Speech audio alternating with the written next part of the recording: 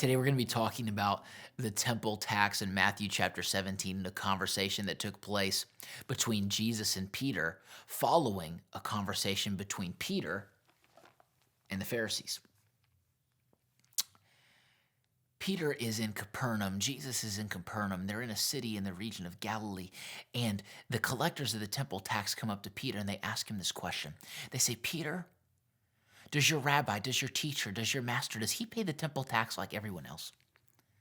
And you might be thinking, what in the world is the temple tax right now? Here's basically what the temple tax is. It's not a tithe. It's not a free will offering. It was something that was required at the church equivalent at the time. So it would be something along these lines. It wouldn't be an expensive fee. It would be like if you went to church and the church needed to make sure that the building was upkept and the church needed to make sure that the AC and the lights stayed on and the church wanted to make sure that it was operating, they would charge this fee, like maybe a $10 cover fee, if you will. It was a small tax to make sure that the temple, the building, was kept up with. And they asked Peter, they said, Peter, does your master, does he pay this temple tax? Does he do what everyone else does? And then Peter would go into the house and Jesus would have a conversation with him almost immediately, knowing what had taken place between him and the tax collectors in this situation. And he says, Peter or Simon, who pays taxes to the king? The son or everyone else? Who pays taxes to a king? A family member or all those who are others that live in the kingdom? And Peter replied, it's everyone else. All the others pay the taxes. And Jesus would say to him something powerful in verse 26. Then the children are exempt, Jesus said to him. Children don't have to pay taxes to the father or to the king. And basically what Jesus was communicating was, hey man, you might not be picking this up, Peter. I'm the Son of God. I'm Jesus. I am part of the Godhead. I don't have to pay this tax. But, and I want us to catch the principle here, verse 27, but so that we may not cause offense, go to the lake and throw out your line. Take the first fish you catch, open its mouth, and you will find the coin. Take it and give it to them for my tax and for yours. There's a really cool principle that takes place. Really, there's a cool principle and there's a cool picture. The principle is Jesus says, so that we do not offend them. He didn't want them to walk around and harbor offense towards him. The scripture tells us, I think it's Luke 17, it says to us that offenses will come. It's inevitable. We're going to have to deal with offense. But also it says in the last days that many will become offended. And Jesus was trying to go out of his way to not offend people. And it's a principle that we need to take and apply to our lives. Go out of your way not to offend people. We don't have to compromise our values.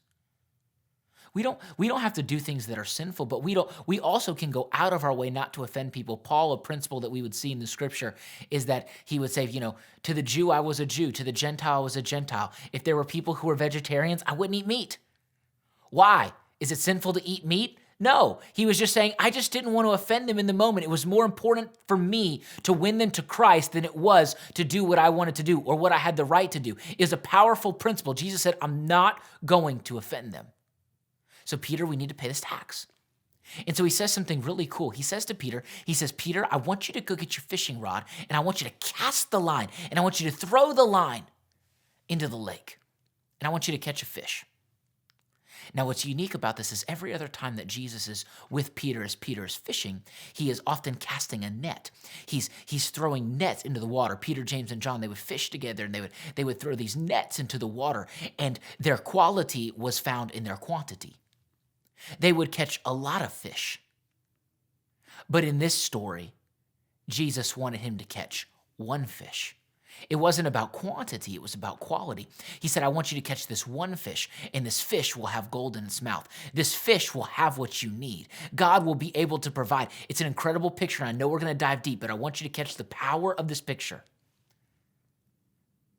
Peter, God has already gone before you and provided what you need. And what's unique was Jesus used the skill and the vocation that Peter had, the job that Peter had, fishing. He was a fisherman. He was a skilled fisherman. God used Peter's skill that God had given him to provide for what Peter needed so that the people wouldn't be offended, so that the people would be open to hear about Jesus Christ. Pastor Steven, what's the connection? What are you trying to communicate to me? God will use the giftings, the career, the skills, the opportunities that you have to be able to equip you to be able to do what you're called to do so that you can open up doors to minister to people, to share the love of Jesus Christ. We are called to share the love of Jesus Christ. We're not called to offend people. We're not called to hurt people. We're not called to put people down. We're called to love people and to share the love of Jesus Christ. Did they have to pay this tax? No. Jesus chose to pay this tax. Why? Because capturing people's hearts was of greater importance to Jesus than risking offending people's hearts. Jesus always was quick to meet people where they were at. He was quick to minister to people where they were at. And what I love about Jesus in this story, and it applies to our lives today, was could Jesus have solved this problem? Yes. But he chose to use Peter, and he chose to use the skills that Peter had been given by God. What does that speak to us? God chooses to use us, and God gave us skills so that he can use those skills as he uses us for the glory of his name. As you pray today, as you spend time with God throughout your day, I want to challenge you with this. Ask God, God, is there something that you want to use in me? Is there a skill in me that you want to use to be able to share the love of Jesus Christ with hurting people? He'll speak to you. I know he will. Be blessed.